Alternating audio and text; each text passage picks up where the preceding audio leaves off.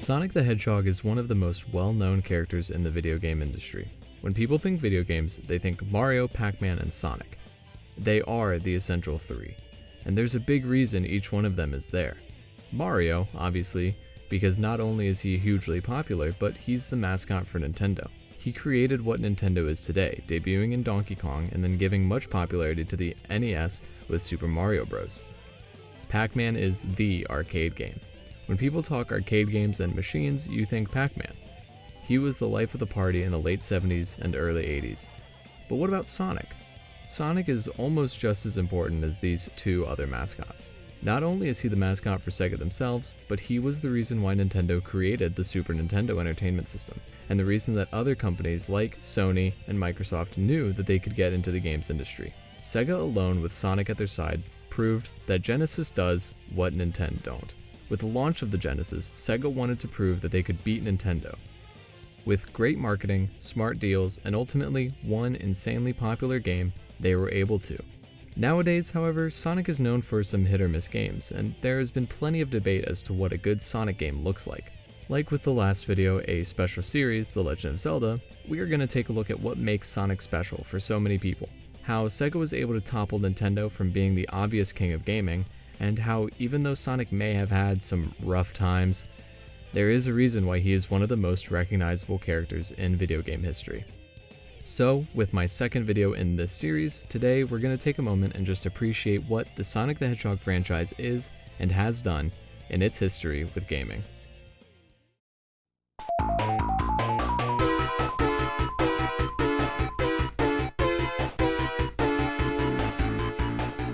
Now, naturally, when Sonic the Hedgehog is brought up, a lot of people immediately think of a few games: Sonic 06, Sonic Boom, and Sonic Forces. These three Sonic games are incredibly infamous in not only the Sonic community, but the gaming community in general. It's widely known that these games either aren't good, incredibly buggy, both, or are just insanely mediocre. And with that being said, I wanted to get that out of the way. Yes, there are three Sonic games that are well known for being awful, but I think something needs to be said about the origin of Sonic himself, where he came from and what he was able to accomplish before the jump to 3D. I'll be talking about Sonic in two main categories, 2D Sonic and 3D Sonic, a way that the Sonic community has frequently split them up. Naturally, let's start with 2D Sonic. I think it's very important to recognize something with the start of Sonic. Aside from Sonic's legacy with Sega, which we'll get into, I just want to put this out there. Sonic 1, Sonic 2, and Sonic 3 and Knuckles are widely considered to be incredible games, near perfect in most cases, and each game was able to build on the next with ease. If you play Sonic the Hedgehog, then move on to Sonic 2, and finally onto Sonic 3 and Knuckles, they execute the upgrade of each game almost flawlessly. Whether you take issue with the overall game design or not, it's hard to argue that Sonic 1, 2, and 3 are not near-perfect games, and as such are heralded as near-perfect in the gaming community. Right out of the gate in 1991, Sonic was immediately seen as a contender to Nintendo's Mario. That was obviously intentional, but there were plenty of offerings from not only Sega but other game companies as well, trying to recreate the magic of Mario. With Sonic the Hedgehog doing so well not only in Japan, but in North America especially, Sonic the Hedgehog was proven to be no slouch. Like most groundbreaking games, Sonic also inspired many characters of that era and beyond. Gex, Earthworm Jim, Bubsy, and even Crash Bandicoot all spawned from Sonic's initial popularity. The gameplay alone wasn't what sold Sonic to the American public, however. It was something else. Something that I also think defines Sonic as much as anything: coolness.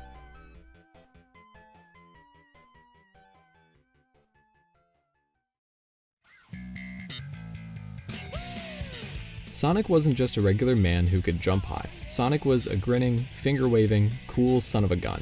And not only was he fast, but he was just plain cool. Standing right on top of an airplane in the opening to Sonic 3, to his overall character design, to different portrayals in other media, including comics, TV shows, and even movies. Sonic has attitude, and it was evident from the beginning. With Sega's marketing of Sonic being primarily more action, more speed, it's a whole lot more for less, you could tell that Sonic was the cool kid on the block. I mean, just look at him and his sick attitude in some of these commercials. Danita Stokes, president of HAG. It's bad enough that Sega Genesis has the most 16-bit games, but this new Sonic the Hedgehog, oh, he really doth my doilies. They say he's incredibly fast. Well, what's the hurry, mister? and about his attitude. Smarty pants!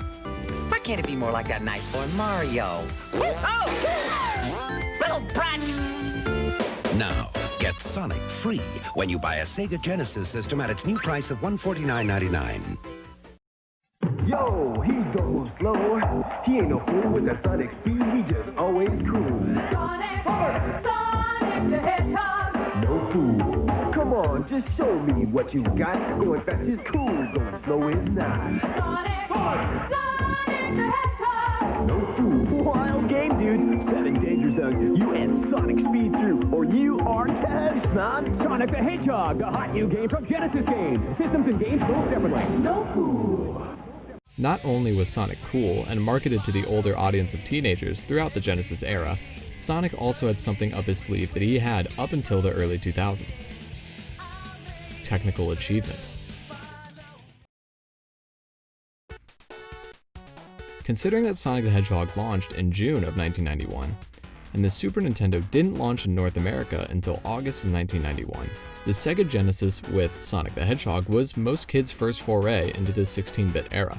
The popularity of the Genesis spiked with Sonic, and fans and gamers during the era were blown away at the graphical capabilities of the Genesis, let alone the graphics of Sonic. Along with that, with faster speed comes a lot more challenges. With rotations, parallax scrolling, and the need for the game to render and load faster simply because Sonic moved faster, the game at launch was seen as a technical achievement.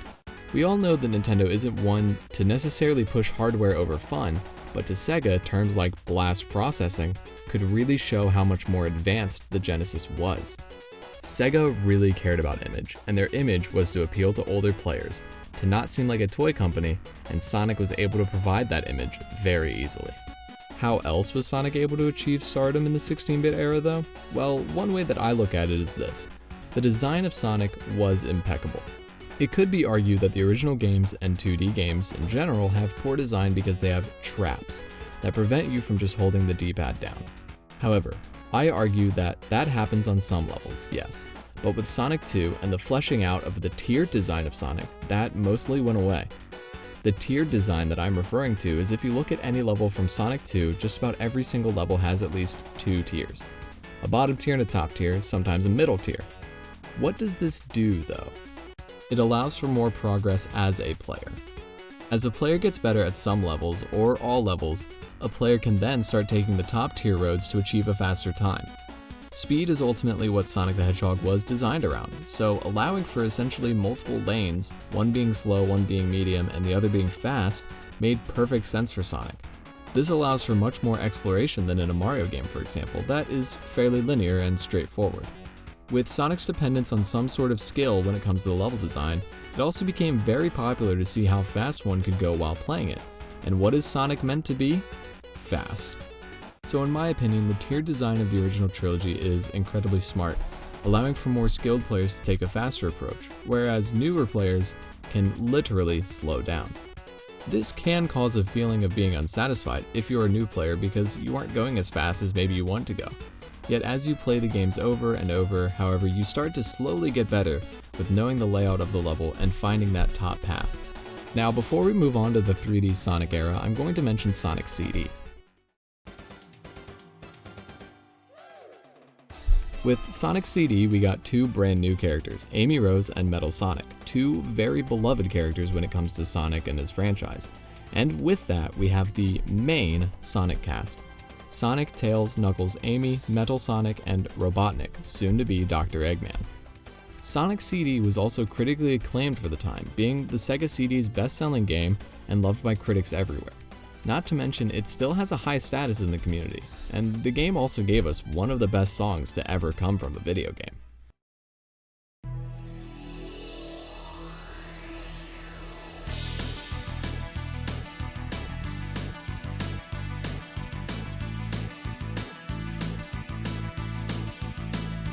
If you're strong, you can fly, you can reach the other side of the rainbow. It's alright, take a chance, 'cause there is no circumstance that you can't handle. When you use your mind, Sonic Boom, Sonic Boom, Sonic Boom keeps you running faster. Sonic Boom.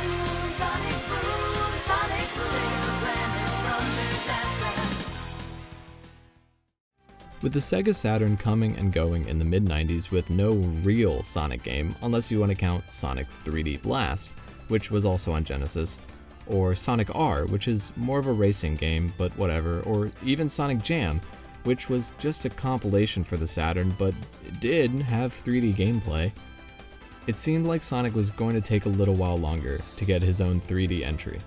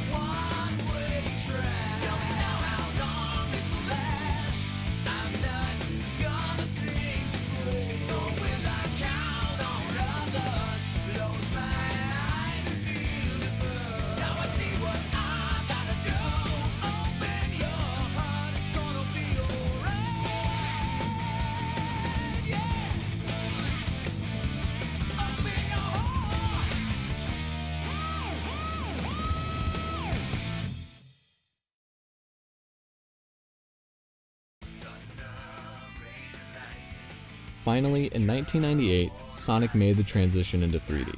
No matter how well this game is aged, no matter what people will bash it for nowadays, this game was initially met with wide critical and public acclaim. You want to know what people loved most about Sonic Adventure? Well, let's think for a second. The Dreamcast, which launched the same year, 1998, in Japan, was well beyond the PS1 and the Nintendo 64 in terms of graphical capabilities. In fact, by the time of release, it was of course being more closely compared to the PS2, which was about to launch only about a year later in March 4th, 2000. The Dreamcast was a generational leap, and it blew anything the PS1 or N64 could do out of the water. Indeed, the Dreamcast is considered to be the first console of the 6th generation, which included the PS2, Xbox, and GameCube as well.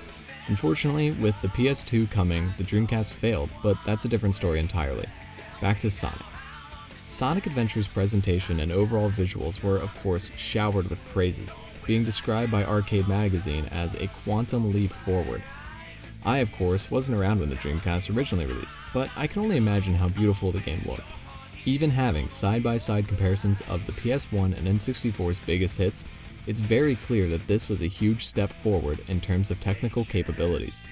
Again, Sonic was able to show to the world what the Dreamcast was capable of, and being another technical achievement at the time of release for Sega.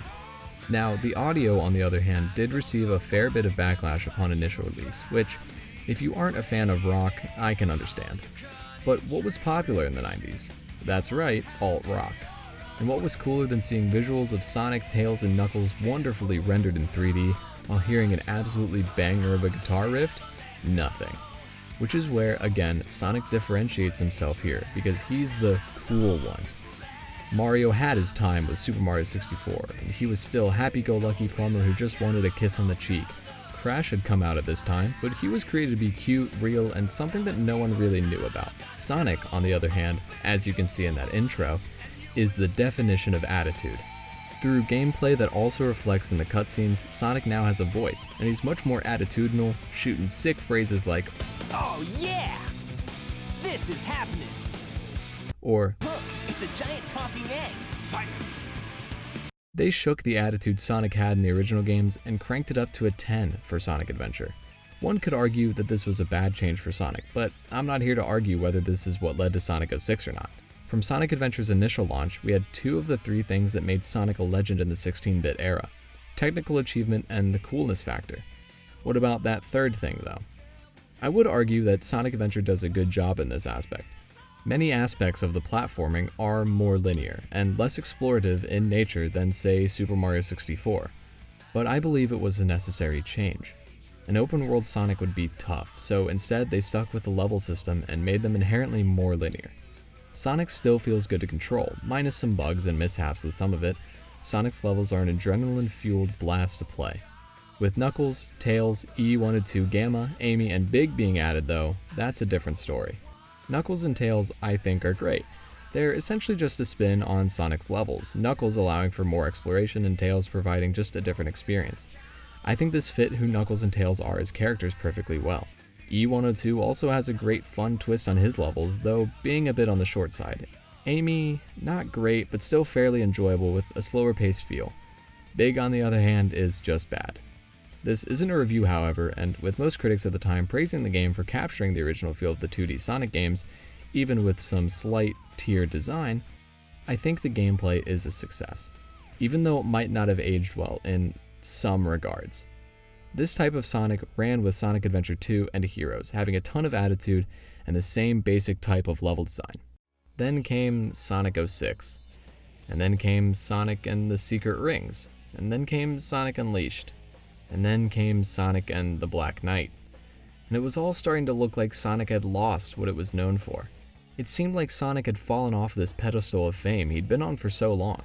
He had a solid transition into 3D with a beloved sequel to Sonic Adventure, Sonic Adventure 2, so what happened? There are tons of videos on this site that attempt to analyze where Sonic Team took missteps when it comes to Sonic, and I'm not here to do that. The main point of this series is to celebrate what makes these series legendary. Although Sonic rose to stardom due to technical achievement and impeccable gameplay, I don't think that's why Sonic is beloved by so many fans. It's the character of Sonic himself. As a longtime Sonic fan, one who's experienced just about every game firsthand, the reason why I love Sonic so much and why I still love Sonic to this day, even with his less than stellar games, is simply because of Sonic. My first experience with Sonic was Sonic Adventure DX on the GameCube, and at this point I had no clue about the Sega Genesis, the Super Nintendo, the Dreamcast, or anything else. I just knew that Sonic was a big deal. Hearing that opening music, seeing how cool Sonic and his friends seemed, I felt hooked from the start. Speeding through Emerald Coast, Windy Valley, and snowboarding to escape an avalanche were all incredible memories that I have. And I immediately moved to Sonic Adventure 2 Battle, also for the GameCube. There I was introduced to someone just as cool as Sonic himself, Shadow the Hedgehog. After playing through the first game and falling in love with those characters, finding each one interesting and incredibly cool, I felt the exact same way with Sonic Adventure 2. It managed to build off incredibly well with equally fast-paced platforming, fun treasure hunts with not only Knuckles, but an admittedly attractive furry bait bat named Rouge. Then I got to see Tails show off his technical prowess by building his own robot and shooting the crap out of things, while also doing the same thing as Eggman. It felt that it was a battle of the brains on that end, and two cool dude speed demons, two hot-headed thieves, and two geniuses battling out for the sake of the world. Then at the end, realizing what Gerald Robotnik was actually planning, seeing Shadow remember what Maria wanted him to actually do, and seeing Sonic and Shadow side by side go Super Saiyan with the Chaos Emeralds while hearing that bangin' intro theme in the background, I felt like the essence of cool. Fighting a giant monster in space, flying around to save the world, it just felt awesome. Then I moved on to Sonic Heroes and was introduced to even more great characters like the Chaotix team, a group of lovable detectives made up of Vector the Crocodile, Espio the Chameleon, and Charmy Bee. Along with them, Cream was introduced, and of course we saw the return of sorts for Gamma. All four of these teams showed obviously different character to them, and different reasons to do things, but all essentially just wanted to take down Eggman. But it wasn't done there. Sonic Riders, introducing Jet the Hawk, Wave the Swallow, and Storm the Albatross, three more fun characters that introduced even more competition for Sonic and his gang. Even the notoriety of Sonic 06, we still got Silver the Hedgehog, and from Sonic Rush you got Blaze the Cat. Not to even mention how cool I thought Metal Sonic was, especially after watching the original Sonic movie that released in 1999, initially a two-part OVA from 1996. Sonic had become more than just a few good games to me.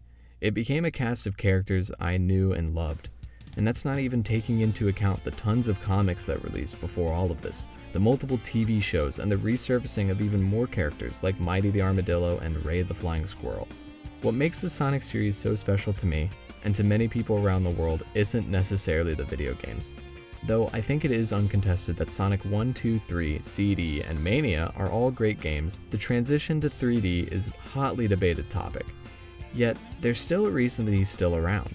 There's a reason why the Sonic movie became the highest grossing video game film adaptation of all time, even surpassing a Pokemon movie. It's not because all of his games are critically acclaimed. It's because Sonic and the friends that surround him are loved by many. Sega has given a depth to Sonic that has not been given by any other franchise mascot. And that is why Sonic the Hedgehog is a special series.